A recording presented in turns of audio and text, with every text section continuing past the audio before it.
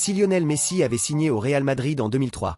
Croyez-le ou non, le Barça serait sans doute en 4e division aujourd'hui. Harry Kane serait le joueur le plus titré de l'histoire, et Cristiano Ronaldo aurait peut-être fini à Manchester City. Mais sérieusement, vous n'êtes pas sans savoir qu'en 2003, tout aurait pu basculer. Retour rapide dans le temps. Barcelone traverse une crise, aucun trophée depuis 4 ans, les finances sont au plus bas, et le club est géré comme une épicerie sans balance. Pendant ce temps, un jeune Argentin de 16 ans, Lionel Messi, ronge son frein dans les équipes de jeunes. Mais le Barça tarde à lui faire signer un contrat pro. Trop de bureaucratie, pas assez de vision. Et c'est là que le Real Madrid entre dans la danse. Le Real de l'époque, c'est un club de galactiques. Zidane, Figo, Ronaldo, Beckham, le glamour, les flashs, les coupes de cheveux douteuses. Florentino Pérez entend parler du petit prodige argentin. Il ne réfléchit pas 2 fois. Amenez-le-moi. Des agents prennent contact avec Jorge Messi, des négociations s'ouvrent, et le transfert est presque bouclé. Mais à la dernière minute, le Barça se réveille enfin, fait signer Messi sur une serviette en papier, une des signatures les plus rentables de l'histoire du football. Alors imaginez un peu si cette serviette n'avait jamais existé. C'est l'été 2003. Lionel Messi a 16 ans. Et dans cette réalité parallèle, il signe bel et bien au Real Madrid. Mais attention, ce Real n'a rien d'un centre de formation familiale. C'est un vestiaire de stars, de statuts, de politiques. Zidane, Figo, Ronaldo, Raúl, Roberto Carlos. Chaque entraînement est un show, et personne n'est là pour materner un ado de Rosario. À ce moment-là, Messi n'est pas encore Messi. Il est petit, frêle, silencieux, et à Madrid, on juge vite. Très vite. C'est sûr qu'au début, il ne joue pas. Trop jeune, trop inconnu, trop différent. Les Galactiques ne laissent pas de place au pari. Et contrairement au Barça, le Real de l'époque n'a pas cette tradition d'intégrer des jeunes au sein du groupe pro. Il est donc placé en Castilla, l'équipe réserve. Mais même là, le chemin est compliqué. Le Castilla évolue en Segunda B, et le style est physique, rugueux, sans pitié. On pense que Messi aurait souffert dans ses premières saisons. Son jeu basé sur l'élimination, le dribble court, n'était pas taillé pour les champs de patates des divisions inférieures espagnoles. Il brille par éclairs, mais sans la protection et la patience que lui offrait la Masia, son développement ralentit. 2005, Messi a 18 ans. Au Barça, il fait ses débuts en pro sous Ricard. Au Real, ce n'est pas si simple. À ce moment-là, les entraîneurs se succèdent à Madrid comme des pizzas dans une soirée foot. Queiroz, Camacho, Luxemburgo. Aucun ne reste assez longtemps pour parier sur un jeune inconnu sans nom, sans passeport européen, sans clan au vestiaire. Conclusion ? En 2005, Messi n'est encore personne.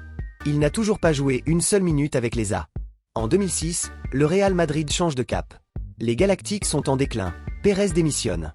Un nouvel entraîneur arrive, Fabio Capello. Et là, on pourrait penser que Messi a une chance. Capello aime les jeunes talents, mais pas les artistes imprévisibles. Il veut des soldats, pas des poètes. Dans notre réalité, il s'est même pris la tête avec Cassano et Reyes. Alors imaginez Messi, dribbleur compulsif, dans ce système ultra rigide. En parallèle, le vrai Messi, au Barça, explose doucement mais sûrement. Il devient titulaire sous Ricard, joue avec Ronaldinho, Eto'o, Deco. Il évolue dans un système qui le comprend et le protège. Mais au Real, à cette époque, Messi n'a ni la structure, ni les relais techniques, ni la confiance du club pour éclore. Conclusion logique, son génie reste bloqué. 2009. C'est l'année où Guardiola fait de Messi le faux neuf du Barça, détruit le Real 6-2 au Bernabéu, et gagne un triplé historique. Mais dans notre monde parallèle, Messi n'est même plus au Real.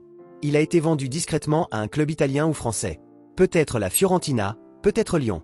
Parce que oui, vu le contexte du Real de l'époque, c'est sûr que le Messi 2009 n'existe pas. Il n'a jamais eu Ronaldinho pour le libérer, ni Xavi et Iniesta pour le servir, ni Guardiola pour le remodeler.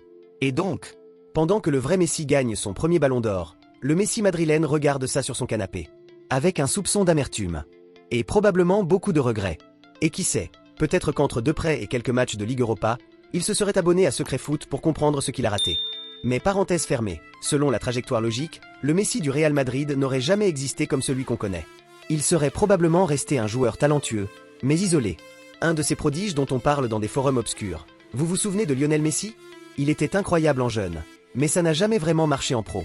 Car entre 2012 et 2017, le football de club entre dans une nouvelle ère, l'hyperstructure. Les systèmes comptent plus que les individualités. Et les clubs qui gagnent sont ceux qui savent exploiter à 100% les qualités de leurs joueurs. Barcelone, pendant ce temps-là, bâtit un empire autour de Messi. Mais dans notre réalité parallèle, Messi n'est jamais le centre d'aucun projet. Il devient un joueur de couloir dans un 4-4-2 à l'Atlético, ou un joker technique à Séville.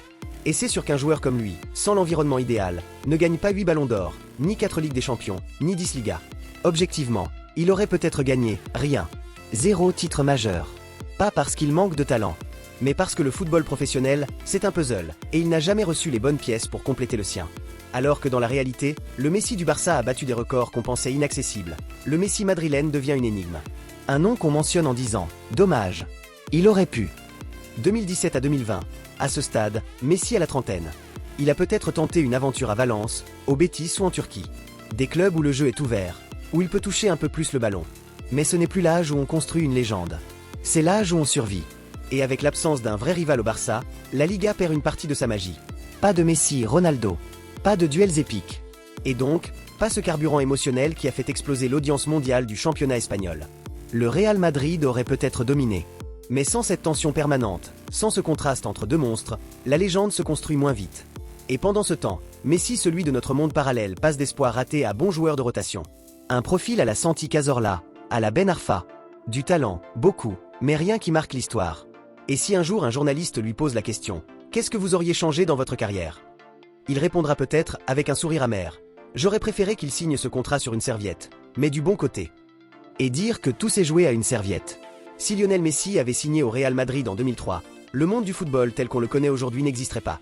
Pas de tiki-taka incarné, pas de MSN, pas de record de buts sous le même maillot. Et peut-être, pas de Messi tout court. Pas parce qu'il manquait de talent, mais parce que le génie, aussi pur soit-il, a besoin d'un cadre. D'un contexte. D'un club qui croit en lui au bon moment. C'est ce que Barcelone lui a offert. Et c'est ce que Madrid, en 2003, n'était tout simplement pas prêt à donner. Si t'as aimé cette plongée dans le multiverse footballistique, il y a peut-être une autre version de toi qui a déjà commenté et partagé cette vidéo depuis 2 minutes. On dit ça, on dit rien. Allez, à la prochaine.